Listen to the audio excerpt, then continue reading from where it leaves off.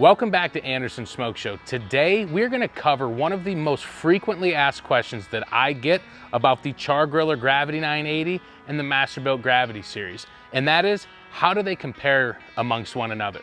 In today's video, I'm going to talk specifications, but I can't really compare the Masterbuilt Gravity Series 560 directly to the 980, just because there are other options by Masterbuilt that make more sense to compare to. But we will compare those specs, and I'm gonna tell you which grill I would personally pick.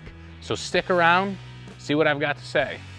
If you're new here, my name is Andrew and I'm an engineer. So everything you see here at Anderson Smoke Show is gonna be technical and to the point, especially with videos like this where we're gonna be comparing specifications amongst grills. Now let's get started.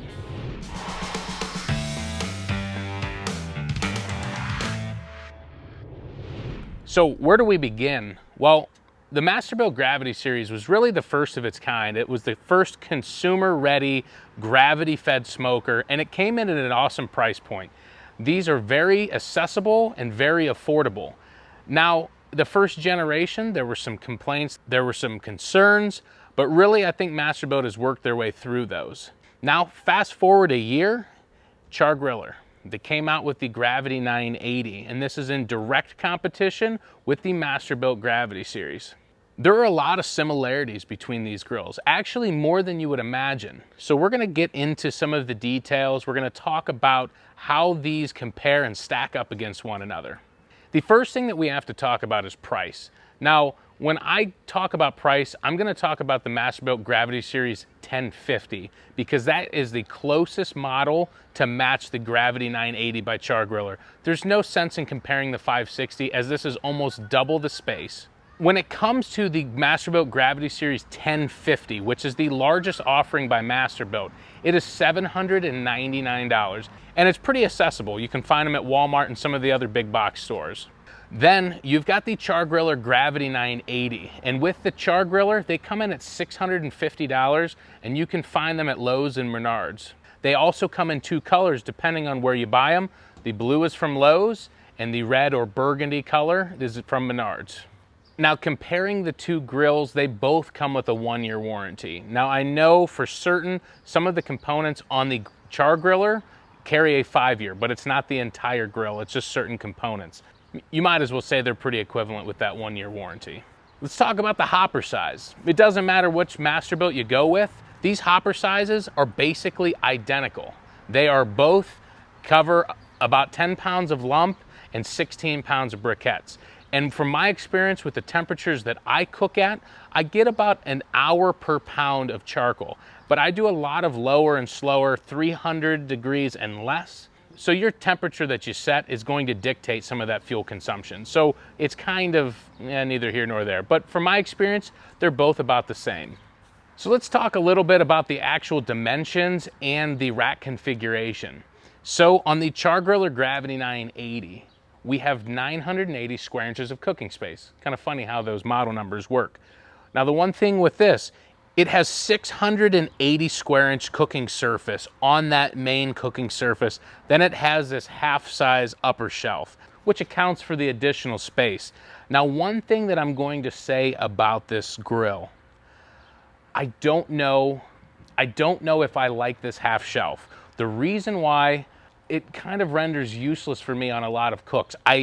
From time to time, I've put larger proteins on upper shelves, you know, like I've got with my Camp Chef or even with the Masterbuilt Gravity Series. This half shelf, I can't put a brisket up there. I can get a couple racks of ribs, or I can throw some ear of corn or some potatoes or something smaller that I don't want directly on the heat, but overall, it's almost useless for me. So we're gonna come over to the Masterbuilt Gravity Series. Now, I will say that the 1050's configuration is a little bit different than this. You'll see that I pretty much have a full-size upper shelf, and there are two places that I can put it. You've got all the way up here, and you've got kind of in the middle. Now, with the 1050, the lid here is a little bit different, and you actually have a third, they call it a warming rack, and it is about half the width of the grill. But it does add some additional space that I don't get with the 560, and I definitely don't get with the 980. So I do like the rack configuration because I can have that full-size upper and a warming rack additionally. The one difference, and I don't have the exact dimensions, is the actual main cooking surface. The Char-Griller Gravity 980 has a larger main cooking surface with that 680 square inches. Like I said, Masterbuilt doesn't publish their exact dimensions of those shelves, and since I don't have one, I can't necessarily measure, but I know for certain that this has a larger main cooking surface. So speaking of cooking surfaces, the Char-Griller, which I will say I do like, it breaks it down into 5 racks. So you can easily take these out, don't tell your wife, but you could put them in the dishwasher. Now these are porcelain coated cast iron. I like the porcelain coated because typically things don't stick to it and they clean up a little bit easier. That brings me over to the Masterbuilt. Now this is the same from the 560 to the 1050. These are double-sided cast iron cooking grates. The double-sided thing, no, some of you are going to disagree. I think it's kind of a gimmick. I have never, in the middle of a cook, thought, wow, it's a great idea to switch from smoke to sear. It's a hot grate, and really, I don't think it makes that big of a difference. So mine were always set on smoke. I'm sure that I have a video somewhere where I had it on the sear side, but I rarely ever changed that. So one of my favorite features about the Char-Griller Gravity 980 versus my Masterbuilt Gravity Series 560 is the foldable front shelf. Simple, it's large, I just pick it up, fold it, it locks in place. But it's unfair to compare this to the 560 because the Gravity Series 980 and 1050 by Masterbuilt both come with the foldable front shelf with it. But this is what I have and this is what I have, so I'm going to make that comparison. So another question that I get all the time is temperature, and both of these companies, neither one of them really publish it anywhere on their website that says the temperature range. The Char-Griller Gravity 980 has a 200 to 700 degree temperature range. The Masterbuilt Gravity Series is 150 to 700. So they both are equal at the high end, but the low end is significantly different. And for me, that actually makes a difference in my decision for the reason there are things such as salmon, which I recently cooked. You can't really do that. And I know some of you are gonna say you can cook salmon at 200. Not the way I cook salmon. I cook it under 180 degrees set point on the grill, and it does make a difference. I can't achieve that with the Char-Griller Gravity 980, but that's okay because I have 11 grills and smokers. I could pick any one that I want. Another thing with the controller that's different, the Char-Griller Gravity 980 has 2 probe ports. The Masterbuilt Gravity Series has 4. Now, for some people, this might make a difference. For me, it doesn't, and I'll tell you why. I have almost $500 worth of professional grade thermometers. I don't use this onboard stuff. And it's nothing against them. I just feel that my lab calibrated tools are a little bit better than what's on board. The Char-Griller Gravity 980's features on the controller are basically the same as the Masterbuilt, but it does have one option, and that is the turbo mode. The fan actually has more output, and so it responds faster than it does on the Masterbuilt. And you can just turn that on by clicking this button and you'll see the icon on the display turn on, and that just is turbo mode on the fan. Both of these grills have Wi-Fi and Bluetooth. It's not something that's a deal breaker for me, but it is nice to have. My thermometers that I use have Wi-Fi. I can see them from the house. It really doesn't matter to me. So I noticed with the Char-Griller Gravity 980, when I got it and used it initially, there wasn't a tight seal at the top of the hopper and on the other doors. So I put a gasket in there and now it doesn't leak any smoke, which is nice. And truthfully, it was about 5 minutes of work, if that. Now, I will say that Masterbuilt does use better latches because these are actually adjustable and you can make them tighter or looser depending on your situation. But I know initially when I set them up, I made them snug and I really never had an issue of any of the smoke leaking or allowing more air in. And really, it doesn't make a difference while you're cooking, but when you shut the grill down and you're trying to choke out that fire, you really don't want any airflow because that's what's keeping the fire alive. So I added the gaskets to this and really it's been fine ever since. The one thing that I wish the Masterbuilt had was a smaller rear vent and an adjustable one. If you look here, on the Char-Griller Gravity 980, you have an adjustable rear vent, and it's actually a lot smaller, so it forces a higher smoke concentration, and you also can adjust it, and I do like that.